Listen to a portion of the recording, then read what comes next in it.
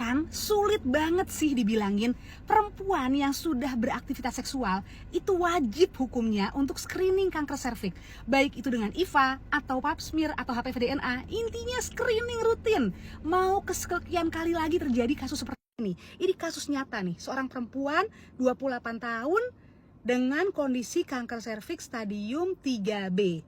Artinya kanker serviksnya sudah kena sampai ke dinding-dinding di sekitar panggulnya dan sudah mengganggu fungsi ginjalnya.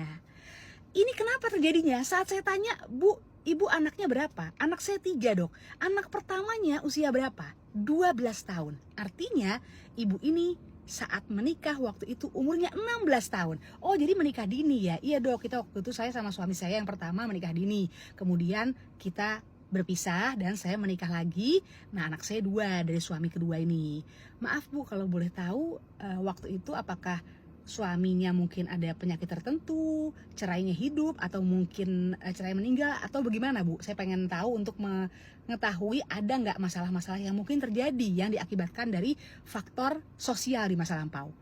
Ibunya bilang, suami saya suka banget selingkuh, dok. Akhirnya saya nggak kuat karena mungkin sama-sama waktu itu masih terlalu belia, belum siap secara mental dan fisiknya juga. Akhirnya kita bercerai. Nah, itu tuh salah satu penyebabnya, multi partner seksual, ganti-ganti pasangan seksual bisa memaparkan virus HPV yang menjadi penyebab kanker serviks tipe high risk 16-18 ya.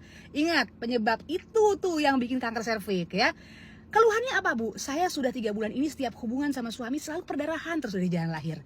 Baru 3 bulan ini ya, Bu ya? Enggak sih, dok, sebenarnya udah setahun terakhir, pernah 2 kali. Tapi waktu itu saya ke puskesmas diminta IVA tes. Saya takut gak berani, dok. Akhirnya saya gak lakukan IVA tes. 3 bulan ini terus perdarahan setiap habis hubungan sama suami dan keputihan makin banyak. Akhirnya saya ke puskesmas lagi. Di puskesmas pada waktu mau di IVA, kok mulut rahim saya katanya udah berubah, banyak benjolan-benjolan. Langsunglah saya dikirim ke rumah sakit. Di rumah sakit di biopsi dan hasilnya kanker serviks, di USG, dan akhirnya dokter mendiagnosis kanker serviks stadium D. Akhirnya apa? Kanker serviks stadium B ini nggak bisa lagi dilakukan operasi, hanya bisa dilakukan kemoradiasi. Sinar ditambah kemoterapi. Nah, ini stadium lanjut namanya. Harusnya ini nggak perlu terjadi kalau semua perempuan yang sudah beraktivitas seksual melakukan screening kanker serviks. Nggak ada ceritanya bilang nggak ada dana, karena IVA tes aja gratis di semua puskesmas di Indonesia, sampai ke pelosok negeri. Kalau mau IVA bisa, kalau mau pap smear oke, HPV DNA oke, tergantung pilihan Anda mau periksa di mana. Kalau IVA bisa gratis, pap smear ada yang gratis, ada juga yang bayar.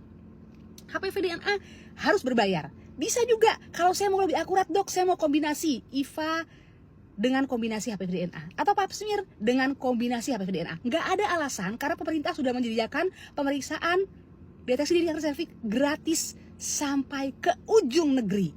Tolong sampaikan ini kepada keluarga terdekat, adik Anda, kakak Anda, bahkan diri Anda sendiri, istri Anda, seorang perempuan yang sudah beraktivitas seksual, wajib screening kanker serviks minimal 3 tahun setelah hubungan seksual pertama kali. Semoga bermanfaat. Dadah, Dr. Ami, love you all.